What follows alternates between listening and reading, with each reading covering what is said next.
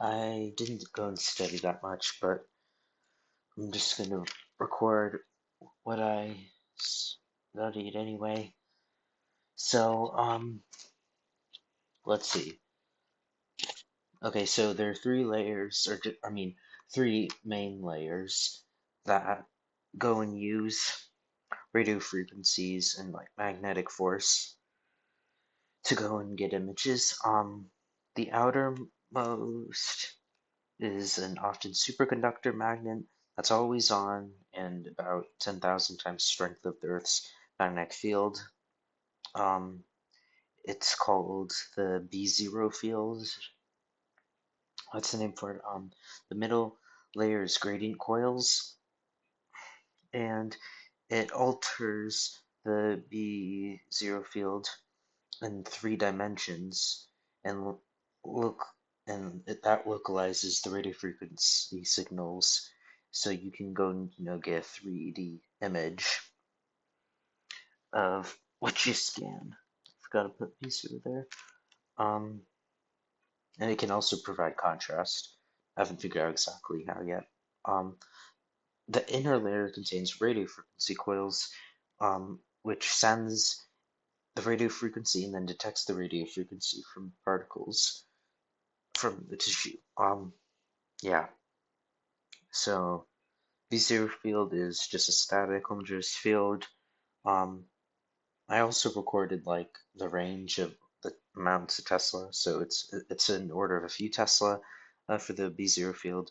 The gradient coils, it's a magnetic field again for localization, figuring out where all the frequency is for a 3D image. It's in the order of millitesla, a few of them, and then radio frequency coils. I forgot to mention it goes and varies the magnetic fields for certain times, certain pulses, in the order of tens of microtesla, so even smaller. Um, yeah, that's about it on those three things. Um, since it uses only radio frequencies MRI, it can be used with life. As long as you obviously don't have anything metal on you, which would be bad. Um, the radio frequencies often go into, or almost always, I think always.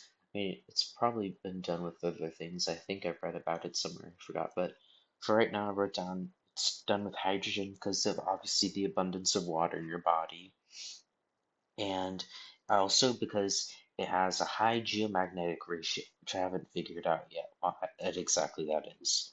I mean, I figured out what is, but not really why hydrogen is that. I'll figure that out later, though. Um, so anyway, the proton of hydrogen goes and has a spin, and the spin has two properties: angular momentum and the magnetic moment. I know what angular momentum is. Basically, um, the axis that the particle spins on is called the spin quantum number, or it's defined by that, and it's represented by gamma in the geomagnetic ratio equation. I don't know how to pronounce this equation. I wrote it down. Uh, the geomagnetic, the geomagnetic, or the not geomagnetic. I keep saying that. The gyromagnetic equation determines how big the magnetic moment is given its spin.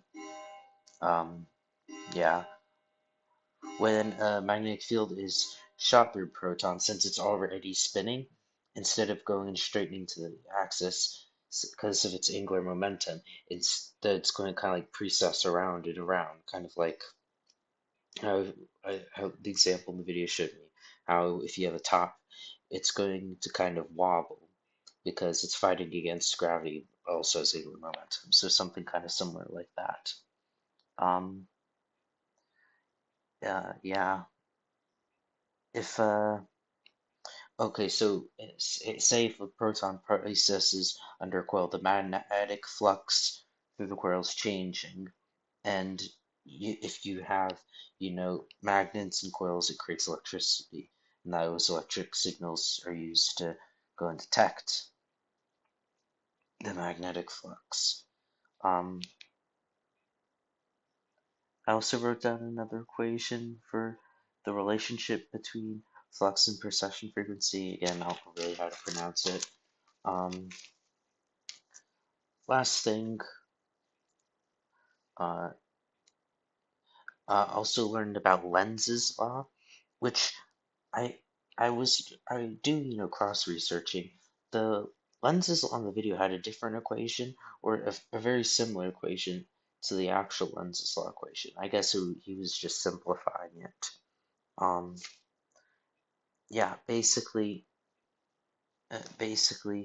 um, figuring out the amount of voltage based off the change in magnetic field is determined by Lenz's law. Uh, I'll go see if I can figure that out later. Yeah, I wrote the two different equations on that. Hopefully I should have more time tomorrow to look more into this.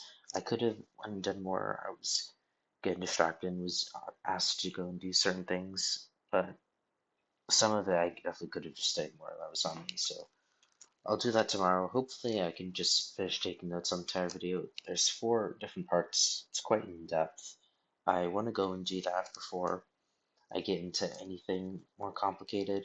I've ended up finding the 3D printing files for making an MRI machine, or parts of it at least. I'm definitely going to have to learn how to read those electronic circuit maps. It should actually be quite easy though. Not building it, but just learning how to read it. But yeah, I'll do that after I watch all 4 videos. Once I can understand in depth of how an MRI machine works, then I'll go ahead and build it. Because let's say even like if I had enough money to just directly buy an MRI machine and just get the scan of the brain, if I need some better scan, but I don't know how the innards of it work, I'm not going to be able to improve it. Especially since obviously I'm not going to be able to build like a $3 million MRI machine. I'm just going to build something definitely a lot weaker, but something that's good enough just to go and hopefully read my brain. Um, you see, what I'm also curious about is that I'm only really reading about how it goes and figures out how to take a brain scan, a single brain scan.